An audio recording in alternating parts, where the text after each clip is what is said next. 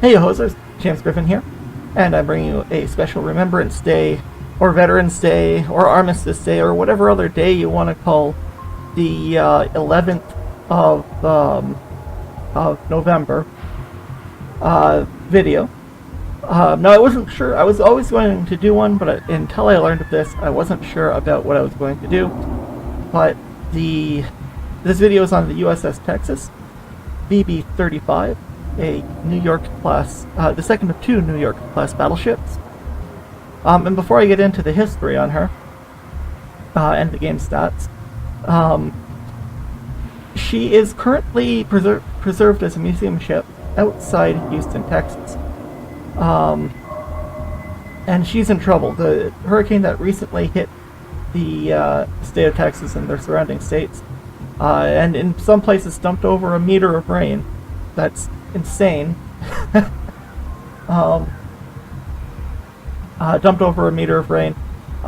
She is actually currently flooding. I would hope that they have the flooding under control, but last I heard she was flooding at a rate of over 900 tons of water a day, which is quite serious. So first, Wargamming has a Project Valor fundraiser going for it, and I believe they've raised a fair amount of money. I'm actually just going to look that up here. Let me take a look. I think it's like, so, yeah, they've raised $100,000 to save the Texas. And I'll show you a picture here. She is listing actually pretty heavily. It is not good. So, for the current time being, the USS Texas and her Lone Star camo, and the Project Valor flag, which is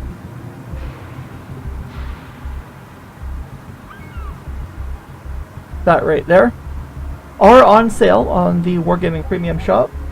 You'll pay about $51 Canadian for the entire set, and there are less expensive packages, or less overall inclusive packages.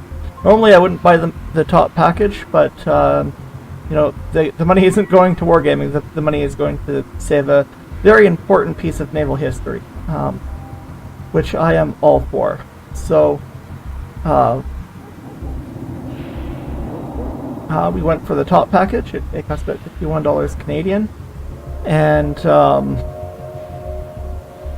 it gets you all that. There's ones for just the flag, or just the camo if you already have the Texas.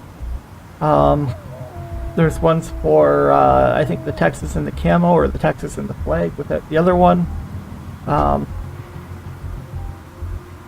So there's all that. There's also a number of other fundraisers running to save this ship. She is the last dreadnought type battleship in existence, with and the only surviving battleship that has served in both World Wars, as well as you know, being very active throughout her World War I, short pre-World War I career and interwar career. And the Texas has had a lot of, if not naval firsts, American naval firsts. While she does not have a catapult aircraft in the game, and she should, because in, let's see,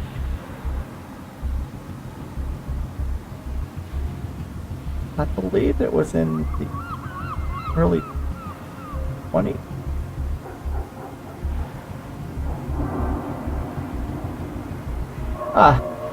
On the 10th of March, 1919, she became the first American battleship to launch an airplane, where they flew a Sopwith Camel off of a catapult on the ship. I believe she was also the first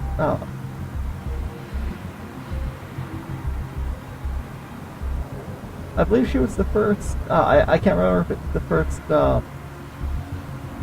American or the first battleship in general to have been equipped with radar.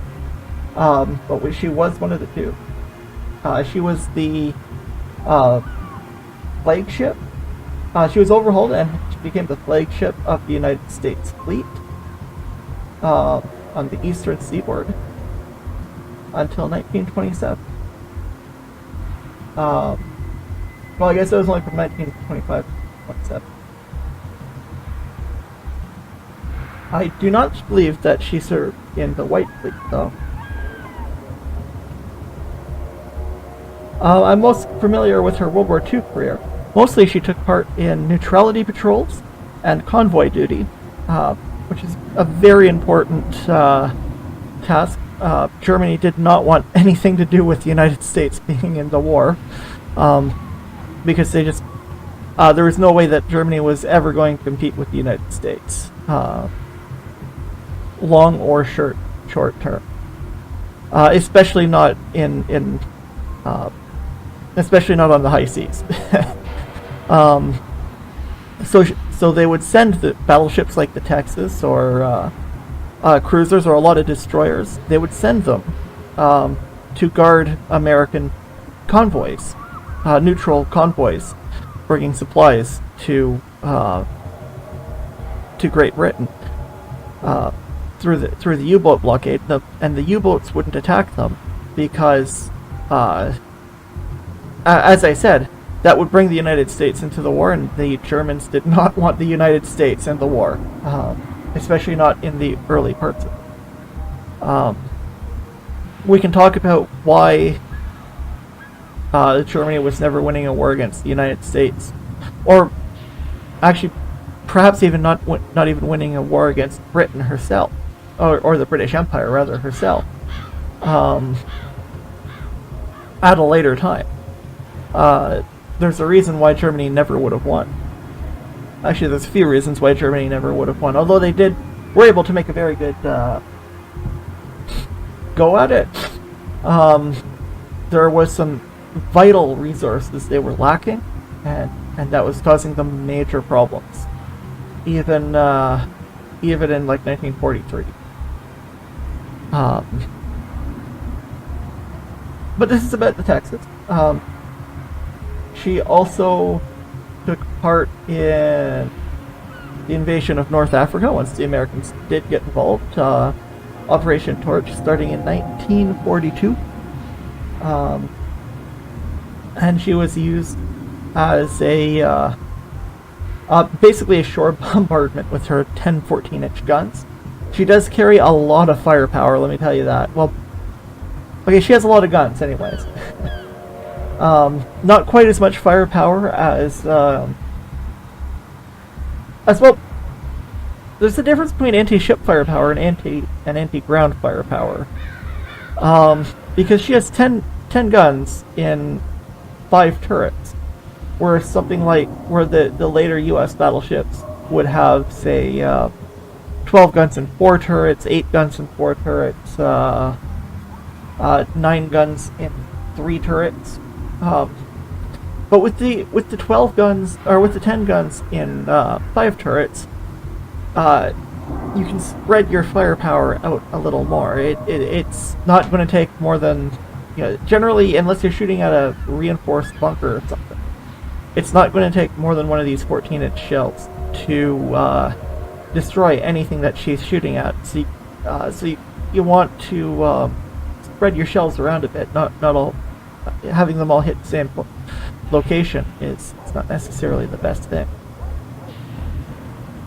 Of course, they didn't have the ability to make triple turrets when this ship was constructed, or at least not 14-inch triple turrets. I'm not sure when the first triple turret was introduced, actually. I don't think it was until the 20s. Whatever came before the New Mexico class, maybe?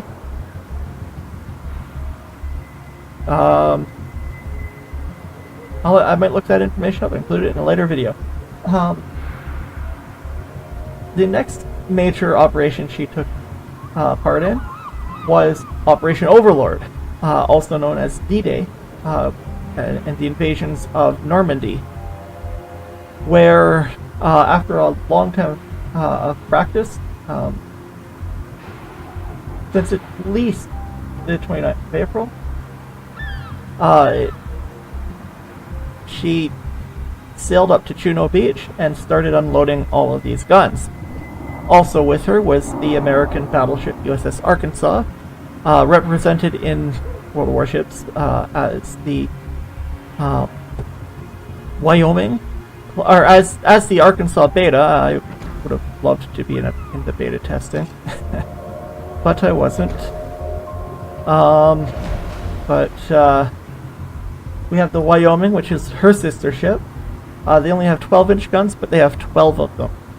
And this is actually kind of a fun ship to play.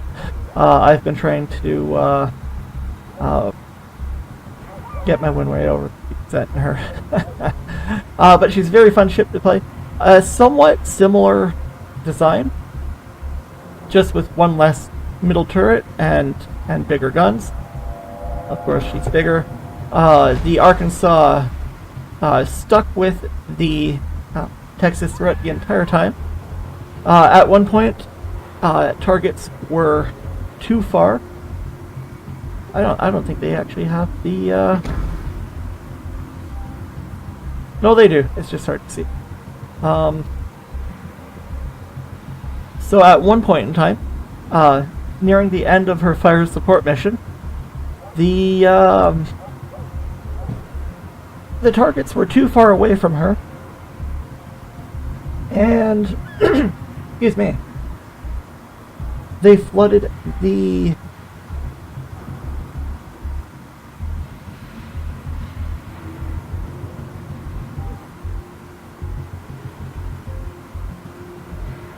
I think it was this port site. Oh well, they flooded one of the torpedo bulges here to list the ship by 2 degrees, so that they could hit their targets.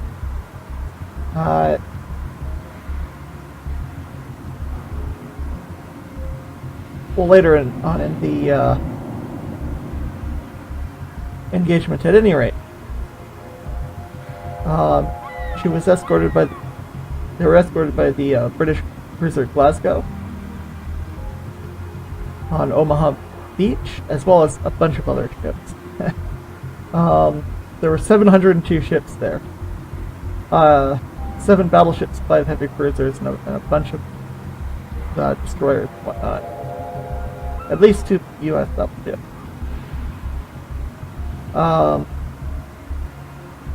So yeah, they basically sailed her to very close to the shoreline, actually, only 2.7 kilometers from the water's edge. So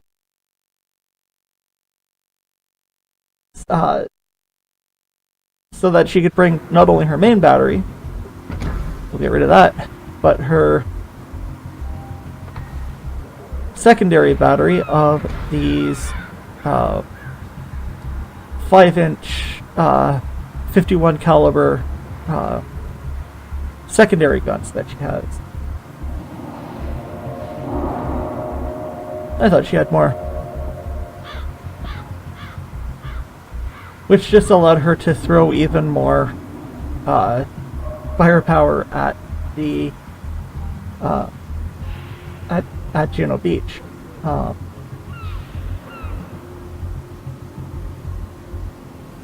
She was able to fire 200. Well, the Texas ceased firing at the point at 06:24 hours, having fired 255 14-inch shells in 34 minutes, with an average rate of fire of about 7.5 shells per minute. Which, okay, not okay. That seems maybe a little low for what you get in the game, but that was over a half an hour. After which she returned. After a fire support mission was completed, she returned to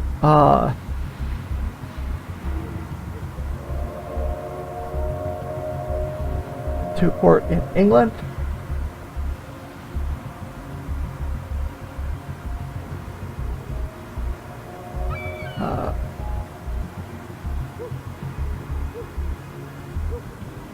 and resupplied and reloaded. I just was trying to see where in England she was based. Plymouth. So she returned to Plymouth for rearming, because she fired all her shells, I guess, or most of them. After which she went back to the French coast and started to bombard Cherbourg, where she was hit by a 24 centimeter, which I think is 9.4, 9.5 inches, shore battery from a 9.4 inch shell from a German shore battery. The shell failed to explode.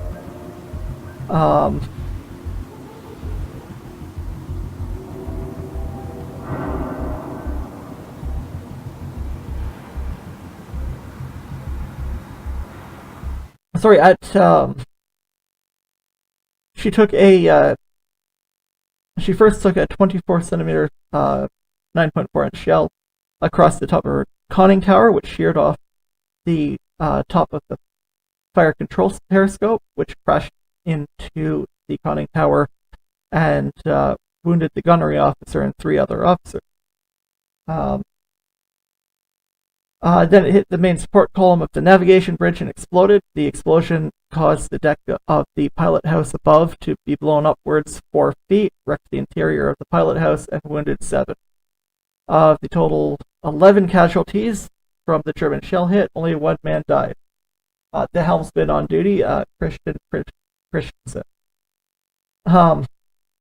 Texas's commanding officer, Captain Baker, was unhurt and quickly had the bridge cleared. The Texas herself continued to deliver her 14-inch salvos in 2-gun salvos in spite of the damage and casualties. Scored a direct hit that penetrated one of the heavily reinforced gun emplacements and destroyed the gun inside. A 9.4 inch shell did a second 9.4 inch shell did hit the Texas. It crashed through the port bow directly below the wardroom and entered the stateroom of Warrant Officer M.A. Clark, but failed to explode. The unexploded shell was later disarmed by a Navy bomb disposal officer in Portsmouth and is currently displayed on board the ship. I would love to go and see that. That's actually kind of cool. Throughout the 3-hour duel, the Germans straddled and near-missed Texas over 36 times, but she continued her mission, firing 206 14-inch shells at the battery Hamburg until ordered to retire. She was repaired again at Portsmouth from the damage sustained at Cherbourg, and then was part of Operation Dragoon, which was, I believe, the invasion of southern France. And then sailed to the Pacific and was engaged in both the, I believe, the Battle of Iwo Jima and Okinawa. And then she was basically in 1947, she was donated to the state of Texas and made a museum ship.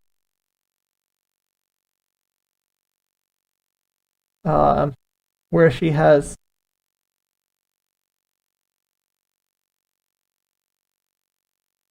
been ever since.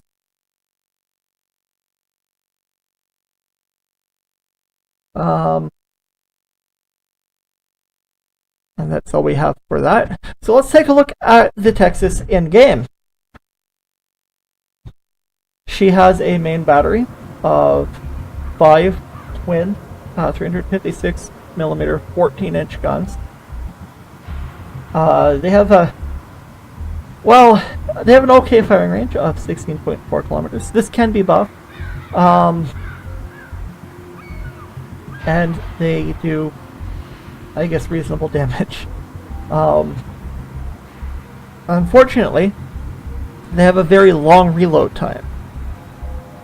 very long, of 34 seconds, 34.3 seconds.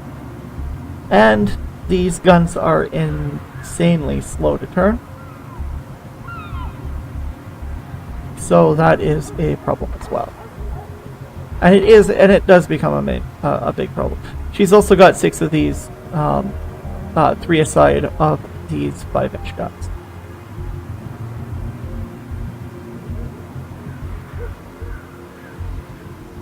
Her AA defense is what is stellar. Now I have the AA, and she's got normal. I don't think her stats for survivability are much better or worse than the New York. We can check that. No, they're the exact same as the New York V Hull or C Hull or whatever the highest one is. You might have realized that there are different stats. I think the base stats might be the same, but I have the Texas spec for anti-aircraft, which is her strong point. With the exception of the lack of, with the exception of the lack of AA defensive fire, this ship is better than the Cleveland. Or at least I think she's better than the Cleveland. Let's look.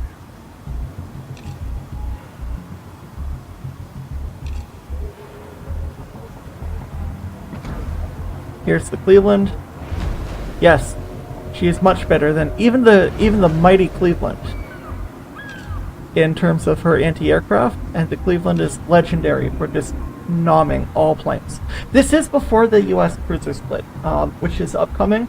Just if anyone watches this after the cruiser split, this is when the Cleveland is still tier 6. It's probably going to be better than, well, this is really good. Like, this is unfair good. Again, I have spec'd entirely for anti-aircraft. So I have auxiliary armaments modification 1, I have AA guns modification 2, and of course, you're stupid to not take this on a battlefield. So, and that's not the only thing I have. We'll go over my commander in a minute. He is spec'd heavily for anti-air, but she's got 44 single mount 20mm Oerlikons. The lot of them do 209 DPS out to 2.9 kilometers. Again, this is buff. And then it's got 10 quadruple Bofors, 40mm Bofors, which do just slightly more damage, and they go up to 5.1 kilometers. And then she's got 10 of these Signal 76.2mm guns. They don't do a huge amount of damage, they do 37. But with all the buffs I have on it, and I'm only 100,000 free XP away from the Nelson. I just noticed that. Which should be the Rodney. Wargamming should be the Rodney. Because the Nelson did nothing. This is an insane amount of anti-aircraft defense. It really is. If you look, if we look at the main battery, there are even 20mm Oerlikons mounted on top of the 14-inch gun turrets. This thing is just insane. It's made of anti-aircraft guns, and this is historically accurate, or at least somewhat historically accurate. As far as maneuverability goes, she has a so-so turning circle, painful rudder shift. It really is. And the same speed as the American Tier 9. No, Tier 7 Battleship Colorado. Hooray for the standard configuration. And I think this was before the standard configuration, actually. As far as concealment goes, what is this concealment you speak of? I'm a battleship.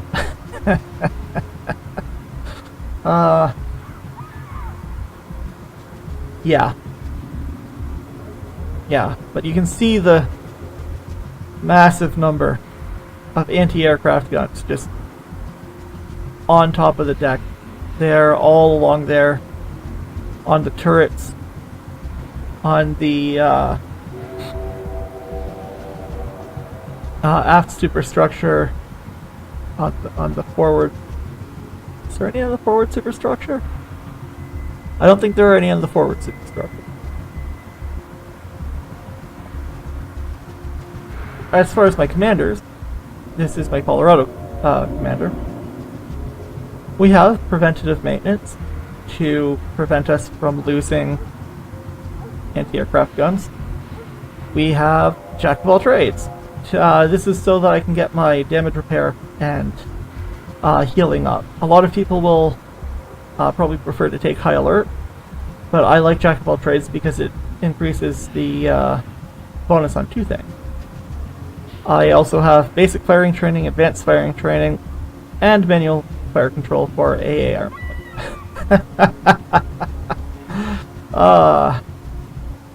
And it does nothing for this ship. I just realized that. I wish they would reduce that, but whatever. Maybe I'll respec.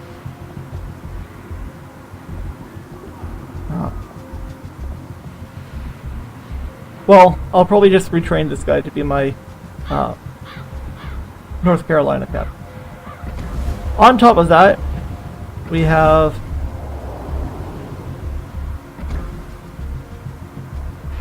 the Lone Star camo, and I've only had this ship for a day. So don't be expecting me to know what this camo does. 50% to XP, and normal camouflage stuff. What does this do?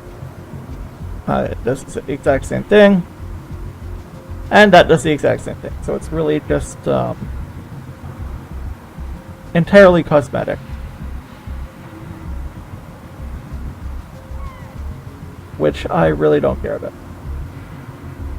I'll take the Lone Star camo. I got it because the Texas needs help. For signals, I of course have the AA signal flag. I don't use signals as much as I should, but I have the AA one. Make that even more. Another negative 5% the consumable usage. Plus 5% to the ship's maximum speed because this thing is slow. Improved repair party. I'm probably going to take all these signals off, but if I were using signals all the time, this is what I would use. Actually, I'm going to disable that. I'm going to keep the AA one on though. That's hilarious. Negative 20% to the time of fire extinguishing, and free XP because I am trying to get Nelson. I really just have the signal flags on so that I could get a good game in an unfamiliar ship. And I have the Project Valor flag. Let's look at it.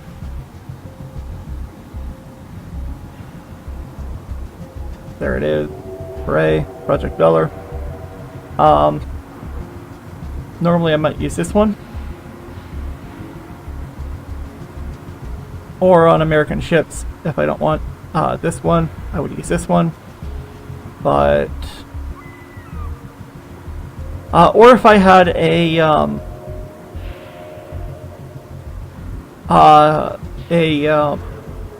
if I had a D-Day flag, I would use it, but I don't, unfortunately.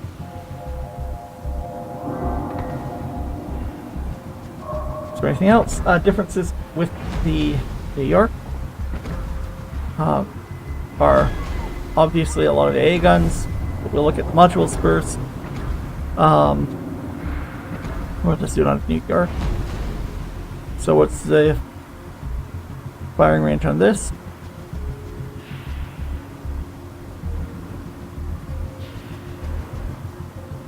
Okay. So we have an artillery plotting room on this ship. On the New York. That is plus 16% to maximum battery fire, to main battery maximum firing range, and increases the secondary battery a little bit, which is why this ship shoots 20.9 kilometers. I think she used to only fire 16.3 or whatever it is Texas shoots at. Just to show some more differences, I believe the New York A hull has 16 secondary gun mounts. You can see where they've been taken off in here, here. There's 4, 5, 6, 7, 8, 9, 10. There would have been 7 here as well. So that's where the secondary batteries were taken off. I think there might have only been secondary batteries. I'm not buying the hull to show where they are. Of course, the AA on this is not nearly as good. It only has 8 Oerlikons, 4 twin Bofors, and it still has the 76.2 millimeter guns for AA, and they are not secondaries. They're not dual purpose. They should be, but they're not. Of course, they would fire all these. If they were within range of an enemy ship, they would fire all of these secondary and anti-aircraft guns at it. They wouldn't do any. They would fire them at the superstructure, hoping to intercrew, start fires, hit ammunition, all that sort of thing. That doesn't work like that in World Warships, but that is what they would do in order to.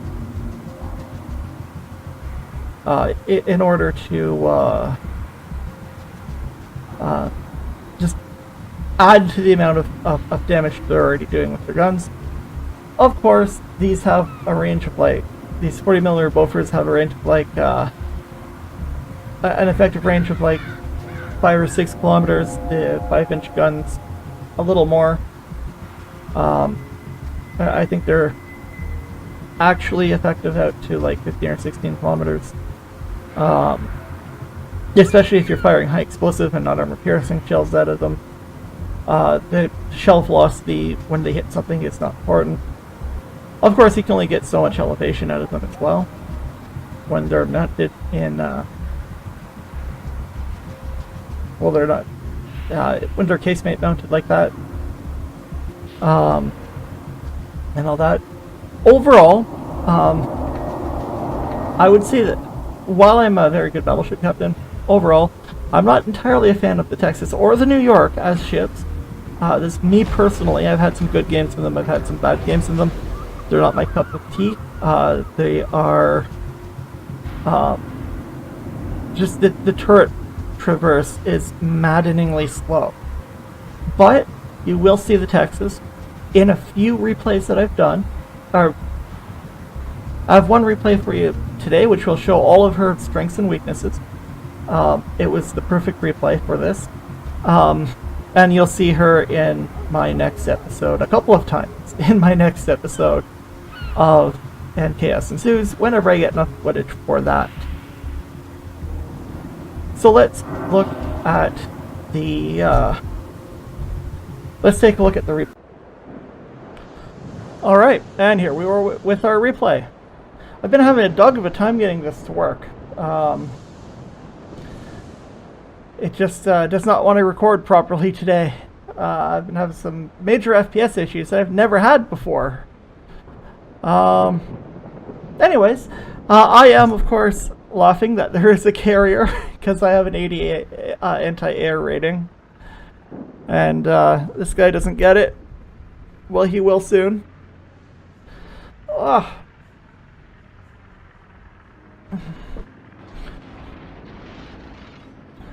So, we are heading to the east side of the map. I'm actually going to, usually in a battleship, I like to stay in this area for a little bit. And then once the enemy, once I have all the information I need, and know where the enemy is coming, whether they're coming down here, coming through here, defending, and all of them staying up here, or wherever, regardless of the map, then I like to make my move. So I'm just going to head down here. If I was in a Congo or something, I'd be at 3/4 speed, but I think a Congo's 3/4 speed. It's almost 20 knots. You can see the horrible concealment of this thing. And we are, of course, on the New Dawn map in a Tier 5 game.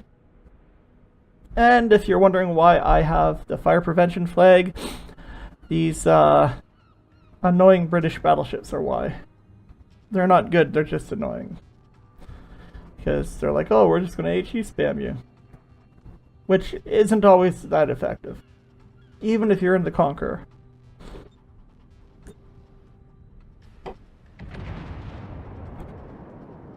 So it looks like we have our first catch of the day.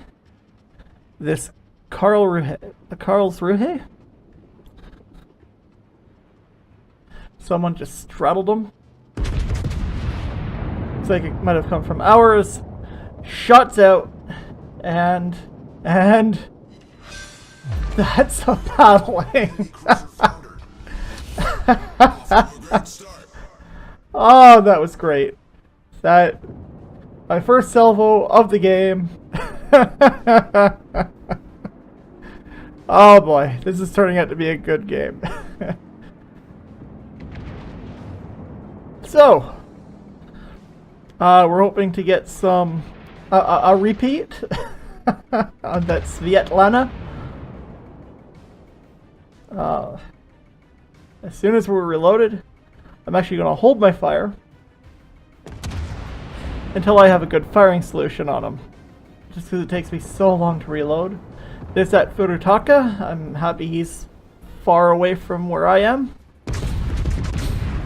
Or most likely ever will be in a Texas. The enemy cap circle. And no, just a little too far. I still hit him 3 times, but they're all over penetrations. And like over penetrating his smokestack.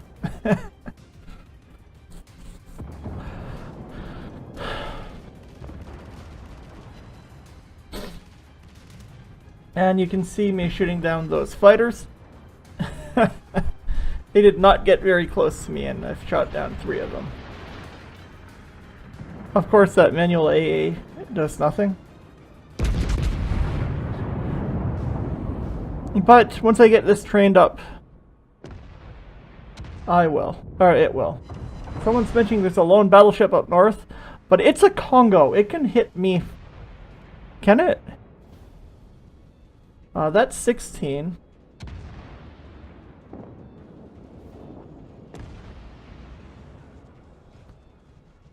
The Derpsky is 19. Yeah, he can almost hit me. If he launches his spotter plane, he might be able to hit me. The Congo's here. Of course, he also goes 30 knots.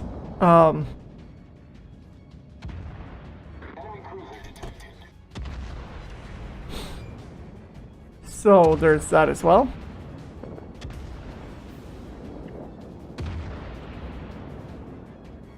But I have decided that I'm going to follow my team and come up around this way. Mostly because the only battleship is a Kaiser, and he's the only ship in the game with worse accuracy than me. Although you wouldn't tell it by the start of this.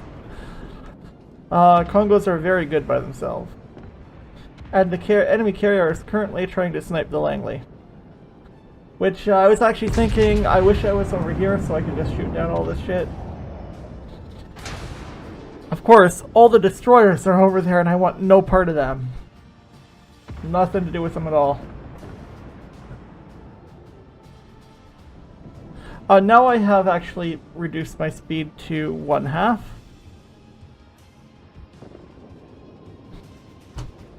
Or have I? Either that or it's just turning. I do actively change my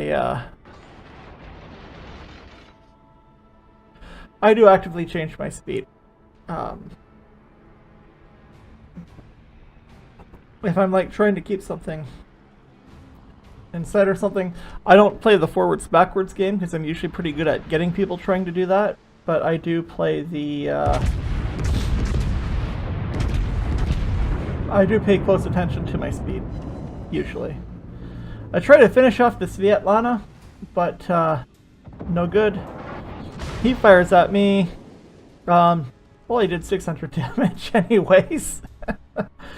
I don't think I really even noticed it.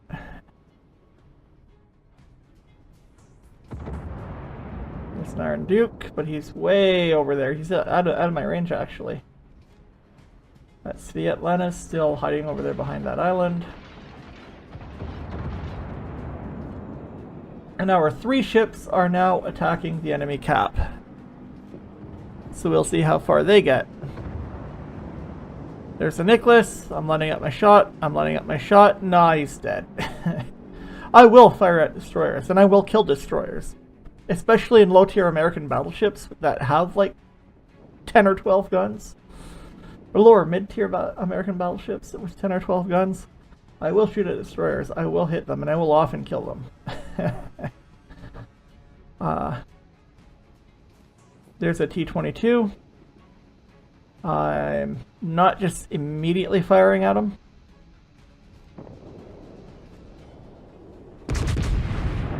I'll fire at him there. And no. He was just unspotted for a second. And here comes some friendly enemy torpedo planes.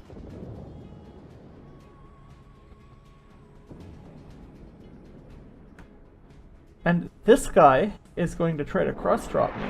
Look at that. That is... Oh, there's an Iron Duke firing at me. I am trying to evade the Iron Duke. And that was probably the T-22 firing AP at me as well. And also turning to throw off the torpedo planes. So here we have this squadron, which is just getting murdered. And the second squadron over here, which I'm concentrating on now. Look at this. He cannot drop on me before I shoot down all of his planes. Eight aircraft right gone. I didn't think he was going to try to drop on me because I figured that he would have known how devastating my anti-air is. I mean, I've only got to the Zwiho, but even when I was playing the Langley, playing the Hosho, I knew the reputation that Texas has. And I'm even putting it in the chat here.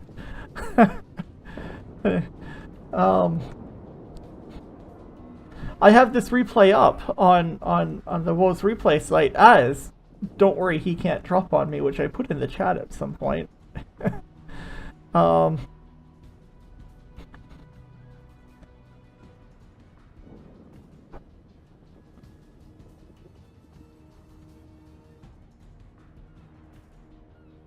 So this Svetlana here is completely... You'll see it. Oh, no, he died. But there's a T-22 up there. All stations capture the base. This T-22 is going to come up through here to try to attack our T-22, who will be in the cap circle by the time we get that far. And I'm just going to go cap. I was already going to do that. Someone said do it. I'm already on the way, so I acknowledged. I am now spotted, and I'm figuring this T-22 is going to come over here and try to torpedo me. As I was briefly spotted, I thought maybe he's gone behind one of these islands, or maybe he popped out from these islands and is going behind there. But I don't see him. I'm actively looking at how far this gap is. And I'm now turning to avoid any torpedoes that might be coming out of here. Even a few degrees will throw off the aim. But there's nothing. So I'm continuing on to the enemy's cap. And I've also loaded high explosive now that I'm pretty sure he's not going to come out of here anytime soon anyways. But no, the T-22 is coming, as I said, he's coming up around here.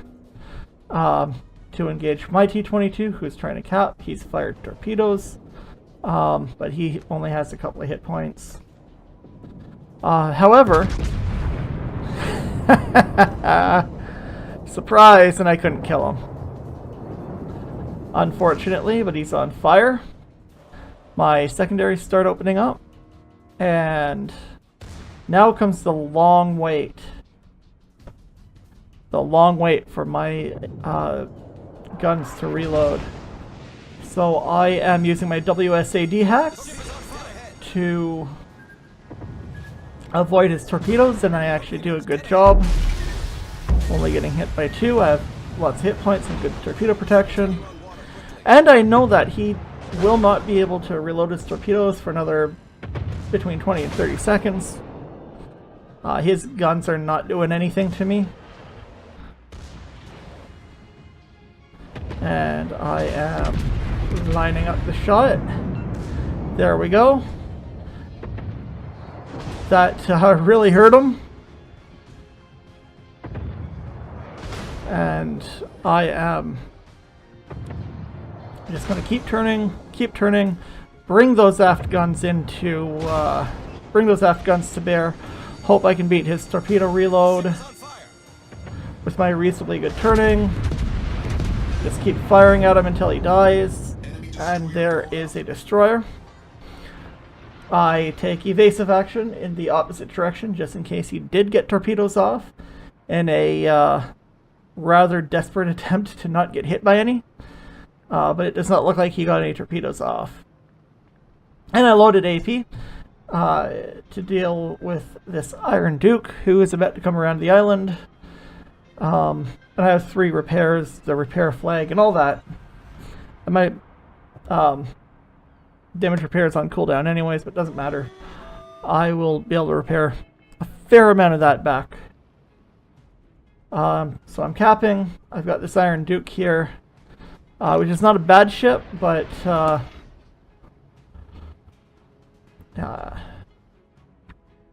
well, I actually think I've only played 1 game in it, so I can't really say anything. But from what I hear, it's a little lackluster. They're telling me to, I think they're still telling me to cap the base, which I'm already doing. And is he coming to bring his guns to bear? Yes, he is, so I'm going to get a shot in on his broadside. Oh.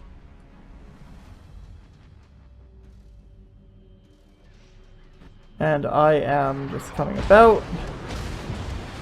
He gets me with a couple of HEs there, but no major damage. I speed back up.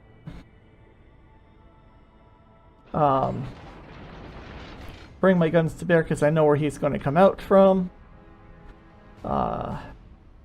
Wait for it, wait for it, wait for it. Patience. If you can get a good shot, there's my AA opening up on those fighters, and I think I designated them a priority target.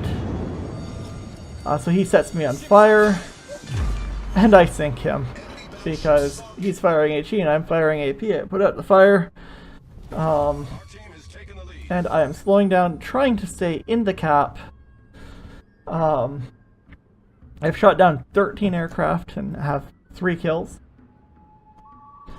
Right now, that Isokazi's down there. We don't know where the carrier is. I think he's somewhere up here. And he is somewhere up here, but in the game I was thinking he's got to be somewhere up here. Just based on where his aircraft are coming from. He's keeping me spotted with his fighters up here. Which, yeah, I don't care. Come get me.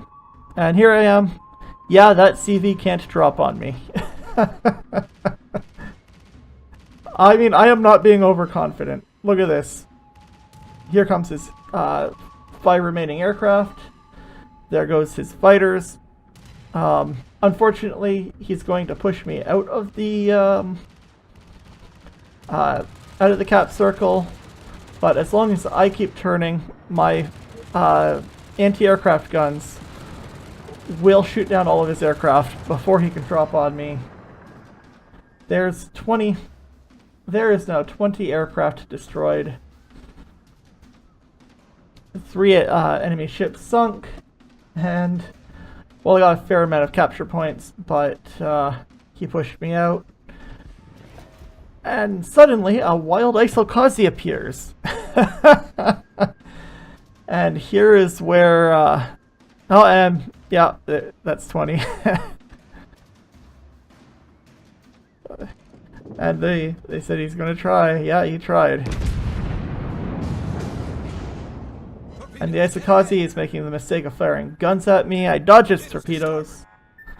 And I am just waiting for my HE to reload. We've got this in the bag. That isokazi is not going to be able to deal with the Karlsruhe, or the Kaiser, or the Omaha coming around, chasing him from the south. And we also have another battleship way back. Let's see. And I'm just saying, yeah, well, I gave up like 2 or 3 kilometers of range for that. And fire prevention stuff. I'm thinking I should shoot at the carrier. So I take 1 shot at the carrier, hoping that the isokazi shows himself when he gets me with a couple torpedoes. So I repair and stop the flooding. Which, stop the flooding! Donate to the USS Texas fundraiser to keep her afloat now.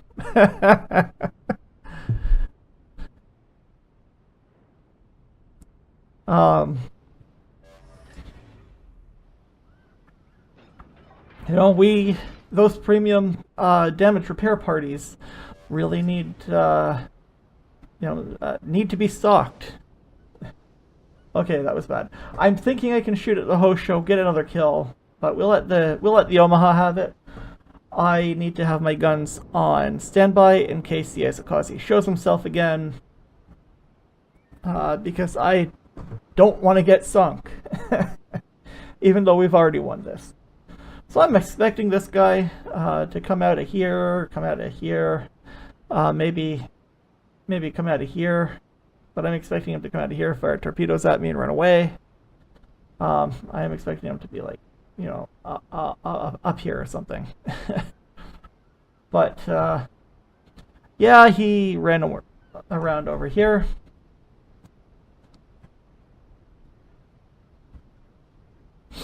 So, it's really,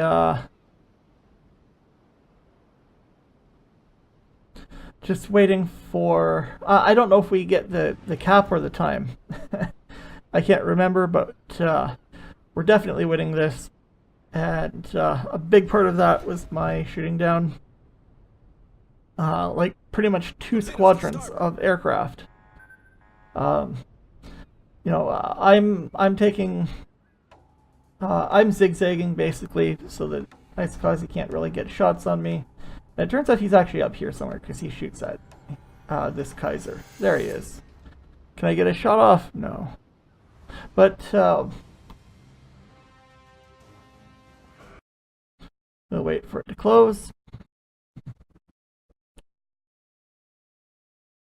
And there we go. Now I forgot. I swore I took screenshots, but I didn't. Or they didn't get taken properly. But that's okay. We have WoT Replays, and as you see, I call it "Don't worry, he can't drop on me" for this, because he literally could not drop on me. So, of course, I'm going to be at the top here. I was at the top with XP as well, but that only counts kills. I got a first blood. I got a devastating strike with that first blood. It seems so long ago where I just obliterated that cruiser. 54,270 damage, not bad. 20 aircraft shot down. Very good. I only got 2 secondary battery hits, but it was not that close to anything for very long. 3 enemy ships destroyed. A cruiser, a battleship, and a destroyer. I could have sunk a carrier, but I didn't need to. I needed to wait for that Isakazi to come around the corner. I kind of feel bad for that Hosho, actually. I think he was down here because I shot down 13 of his torpedo bombers. It was kind of bad. And yeah, it looks like their best. Oh, this is not accurate of kills, or this is not accurate of XP. This is only accurate of kills. For all we know, this Clemson could have been like first or second, but I was first. Obviously, I had a very good game, and that kind of shows the strengths and weaknesses of her. She's slow. I mean, I could have gotten up to the cap a lot sooner. She's reasonably maneuverable, though her rudder shift is still quite slow. Her guns are okay. Not the longest of range. I could have increased that, but I kept the AA. And she's good. She's a good tier 5 battleship. I like her more than the German one, which is I forget if it's the Kaiser or the Koenig. Wait, was there one in this battle? Okay, there was a Koenig in this battle, so there's a Kaiser in this battle, so it's the Koenig. Right. Process of elimination. I'm a Congo player. I really like my Congo. I'll take my Congo into a tier 7. I'll take my Congo into a tier 8 match if I can. Just because she's that good. But this is the Texas. Very good aircraft. If more people played aircraft carriers, like if then she would be a very, very effective anti-aircraft battleship, providing mid to long range fire support. Well, I would say between 8 and 16 kilometers fire support. Her guns aren't terribly accurate, but she's got a lot of them, and they do occasionally behave. They don't have a great reload, so you don't want to get in. Well, you can get in close with her. You just have to be really good at hitting citadels. RNG hates me, so I'm not too good at that at short range. But even so, she's as far as I'm concerned, she's a New York that trades gun range for absolutely devastating and actually quite possibly unfair AA, even though I've gone out of my way to make the AA even more unfair. So that's it for this. Happy Thanksgiving. Please donate to any USS Texas fundraisers you come across, or if you play World of Warships, donate to the fund by buying the Texas and or her flag and or her camo. If you already have all that, or if you don't play World Warships, go find a fundraiser. She's the last World War I battleship. She's the only battleship remaining that served in World War I and II. She's the second oldest iron-hulled battleship, or steel-hulled battleship, in existence. Only the Japanese battleship, which is represented in World Warships at Tier 2, the Mikasa, is older, and she was retired long before World War I happened. She's a pre-dreadnought. At any rate, I hope you enjoyed my terrible attempt at a Remembrance Day video. I will dress it up with some pictures and whatnot, and have a good one, eh?